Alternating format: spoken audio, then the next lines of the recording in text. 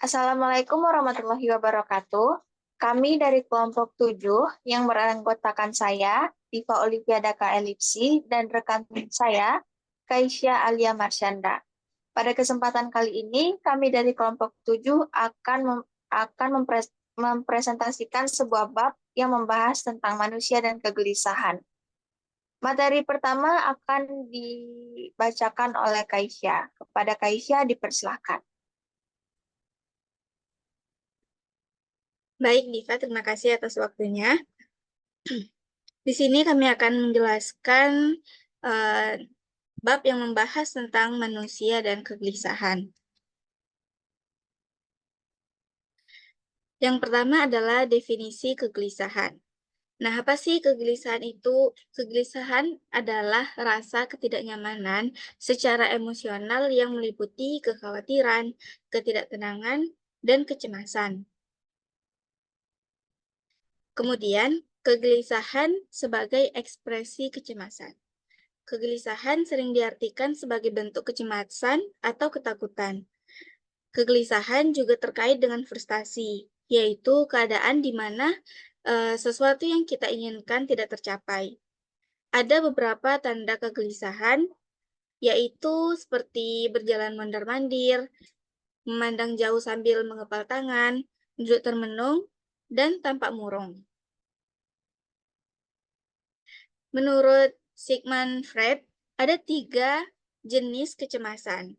Yang pertama adalah kecemasan kenyataan atau objektif. Kecemasan objektif adalah kecemasan yang berkaitan dengan bahaya yang nyata dalam lingkungan yang dapat mencelakakan seseorang. Contohnya, apabila seseorang cemas karena merasa takut terhadap kecoa atau pria yang pernah memperkosanya.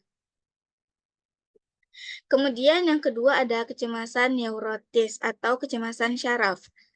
Nah, kecemasan ini adalah kecemasan penyesuaian, yaitu ketakutan terhadap bayangan atau diri sendiri yang mengganggu ego. Yang kedua ada namanya fobia. Fobia adalah ketakutan irasional terhadap objek tertentu.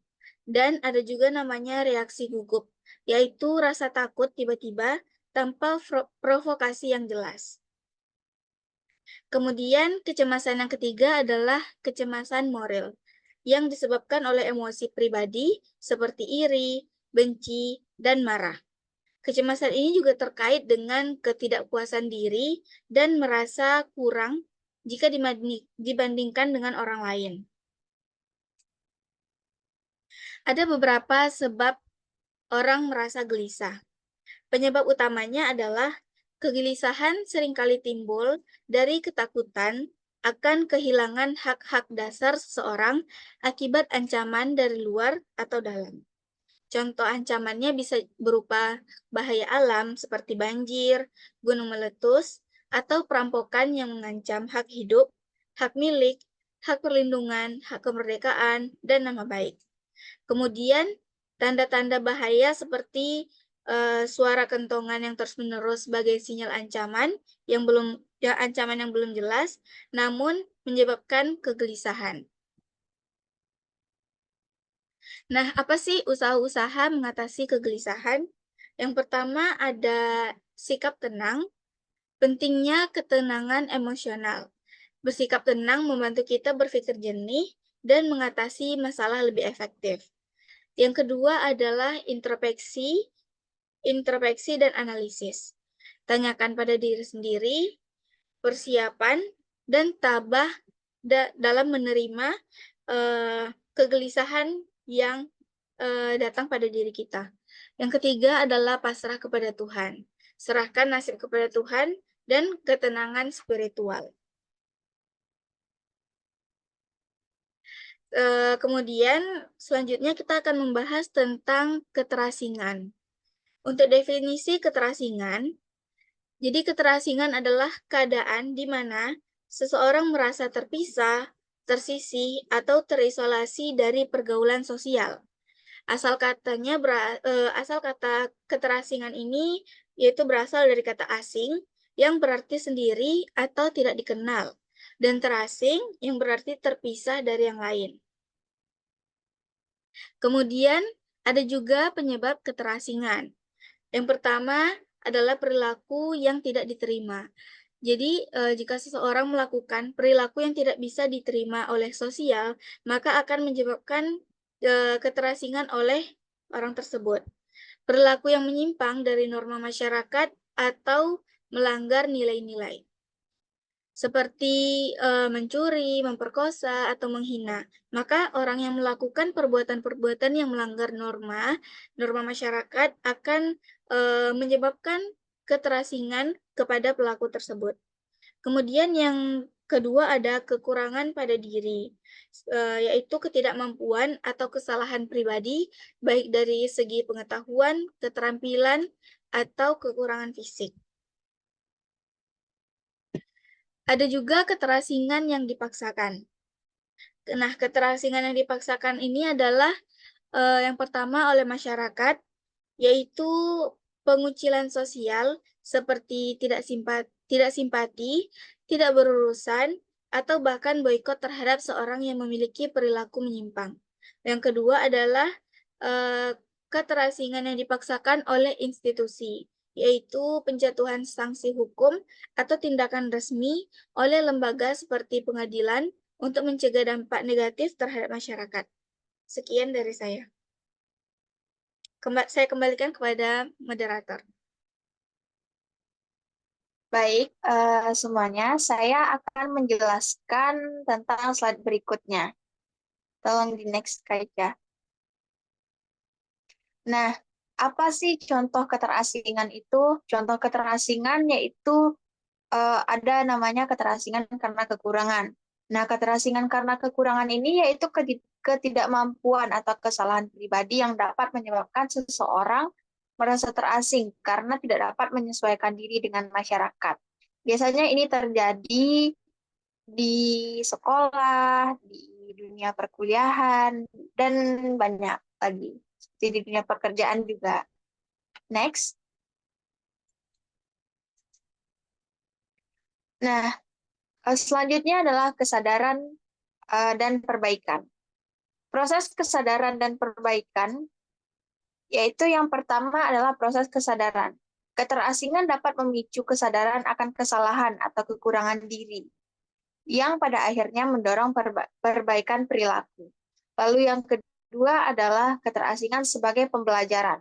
Keterasingan sebagai pembelajaran ini mengatasi keterasingan yang melibatkan refleksi diri dan upaya untuk menyesuaikan diri atau memperbaiki kekurangan pribadi seseorang.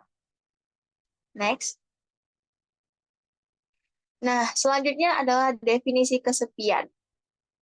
Pasti kalian pernah merasa kesepian. Nah, tapi mungkin kalian tidak tahu apa itu kesepian yang sebenarnya atau definisi kesepian. Kesepian adalah perasaan merasa sunyi, merasa tidak punya teman, atau hidup dalam keadaan sepi. Ini merupakan bagian dari pengalaman manusia dan dapat bervariasi dalam durasi dan intensitas tergantung pada mental dan penyebab individu. Next. Nah, penyebab kesepian yaitu yang pertama ada frustasi.